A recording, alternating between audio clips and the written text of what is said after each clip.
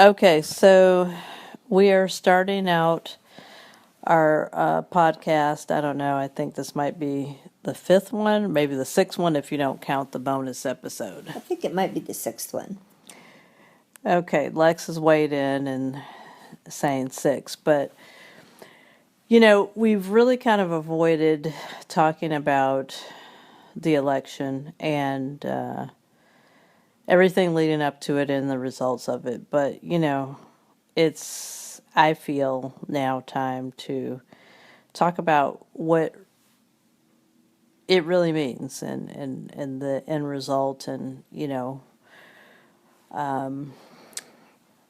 what some sort of plans of actions need to be. And, I think some insights for me and for you. Well, I perhaps. agree because, this is day 11 basically since the situation happened on the 8th. The situation. In which I think a lot of people were sort of rightly or wrongly, naively, whatever, taken by surprise when Donald Trump became the president-elect. I've talked to more people than not in our Bay Area specifically. I mean, we are in sort of a bubble situation in a way, where I think the majority of people I don't know if it's a bubble. were not Trump supporters, but anyway, I feel like Progressive thinking, perhaps. yeah, progressive thinking. But anyway, you've talked to a number of people, Well, I have, and I think that, and what say ye, well, or they? I think that the people that I have talked to, and sometimes those are people that I don't even really know, except they're the clerks at Trader Joe's, that I recognize, or the neighbor from down the street that I talked to the other day, or clients of mine, kind of a vast range of people, are just really surprised and not necessarily dismayed, but just really feel tentative and uncertain as to what this means. So, that it's interesting that you say that. I think, kind of what I'm seeing and what I'm reading is alarming to me in terms of some cabinet picks, what people are saying in terms of, well, let's just wait and see what he does. And for me, this is really not a philosophical discussion about whether or not let's just wait and see what he's going to do. I think what he's basically said is really what he's going to do. I don't think that he's any different than what he's portrayed himself all along. Yeah. And it was interesting to me. I wish I could remember this guy that I saw or heard on a program where he really was really quite articulate in what he said, and basically what he said was, this is not a philosophical discussion. This is like people are thinking like this is like life and death. I mean, these are life choices that are that this president-elect is kind of like laid on the table. When you talk about who is appointed to his cabinet and some of the policies that he's laid out along his campaign. And why would we think that he's not going to do exactly what he said he was going to do? Why would we think that it would be any different? I don't. Can you shed some light on that? Because I don't understand this theory that people are going with that. Well, I think the theory that some people are going with is that they're just, when push comes to shove, there's not going to be a way for him to be as extreme as he was on his campaign, in his campaign persona and his campaign policies. And for instance, he's already backed down on, I'm going to remove and repeal the Obamacare thing. He's already kind of like, well, the wall, and believe me, I'm not making excuses for him, but already he's been like, well, this wall that I was talking about making Mexico pay for, it's just a metaphorical wall. So I think that the hope is that he's not really going to be as extreme and hateful and vitriolic as his campaign promises were. But the thing is, he has, in this past few the days. thing is, Oh, go ahead. I'm just saying what you said. The thing is, Yeah, he has in this past few days shown to be interested in surrounding himself with people that are pretty extreme. And that's the scary thing about that. Steve Bannon, his chief strategist. Mike Pence, his vice president. I mean, they've all been kind of proven to be pretty extreme in their conservatism and their civil rights situations that have not been pro-civil rights. Gay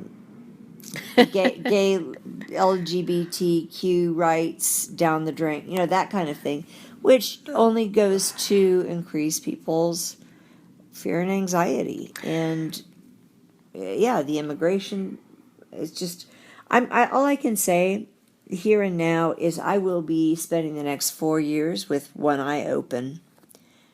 just one eye. Well, right, because that's where I will, every time I see something that is going south. That was kind of a joke. Just Well, I've got to one sleep eye. with one eye closed because I do need to get my sleep. But anyway, okay, right. I know what I mean. I know what you mean too. I think that, as we go through this and we see, and I hear what you're saying about, certain things that he's kind of backed off from, but I think what's disturbing to me are the people that right now are being chosen to be in the cabinet. Precisely my thoughts. Number one. And then number two, the fact that there's a continued use of Twitter, really by him, that I don't really understand as a president-elect. I mean, I would imagine there would be bigger fish to fry than talking about somebody from the Hamilton play that really did something, I thought, and made a speech that was pretty respectful. There was nothing offensive in that No. in saying what that individual said, but yet there was a retort of, "I need an apology." I thought the retort was a little extreme. But I also have mixed feelings about somebody in a play calling out an audience member on something. I don't know. I kind of go back and forth with that. However, I do think that, the president-elect's response of like, you have harassed my vice president-elect and therefore that seems a little extreme. The other thing that I'm super concerned about, just as an aside, is this cloak and dagger kind of thing with the media, where Donald Trump several times now has been in situations where he's been in official meetings and stuff, and he has not alerted his White House press at all. Well, he doesn't really He feel the doesn't need want to. transparency, and that's like, wow, is this really going to continue? But it should. Is this going to be our new normal? I don't think so. I mean, I think that it is, and I think that when we say new normal, I think We've got to that insist on different. there's an attempt to make it normal, and I think that that's where we need to say this is not normal. And I think, this starts a dialogue in terms of there this is not okay. This is not normal, and I think that we all need to understand normalcy and what has happened and what has gone on in the last year. I think it's been a little traumatizing, I think, to everybody. I mean, I can't remember a time since I've been alive where people have really kind of wanted the election year to be over and everything to be done with. And I think that just kind of tells you how bad it was this past year. It's So just been exhausting to all of us, I it's think. just terrible. So I don't know. In summation, I think we've definitely done some things to become active in our community, knowing that there are things that we need to do. There's work to be done. Silence is not an option, and I that's what I have to say about it. I don't know what you have to Well, say I about think it. that we just have to conserve our energy and sleep with one eye open and be ready to. I don't think there's any point anymore in protesting the president because he is our president, whether we like it or not. But I feel like I will be ever vigilant and ready to protest in moment to moment with if I see things changing or going south as far as Planned Parenthood, women's reproductive rights, immigration laws, that kind of thing. Those are the things I will protest on a case by case basis. Well, I think I'm there not going to become is. complacent, and I think that that's where we can't. There's no room to just become complacent or go to sleep again. I'll tell you this. Tell I'm us not this, Chris. waiting to see what's going to happen. Had the ancestors before me done that, I would not be where I am right now. So there's no waiting to see. I can see what's happening, and it's But what are you going to do about that, Chris? only time will tell. Right. Wait and see. Oh, I'm not waiting and seeing, but only time will tell what I will do. Yeah. What we all will do as people in the United States and with this great country. I mean, I still think that there's good here.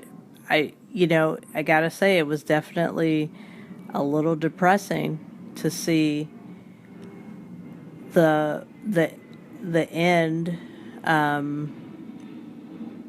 of what people thought and sort of the hatred and the hate crimes that have come out of this election and what people have felt free to express themselves as feeling. So, freedom of expression, I guess, but it's kind of ugly.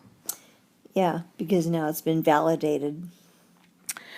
So, there's still work to do, and we're gonna get going on doing that work. Ever vigilant.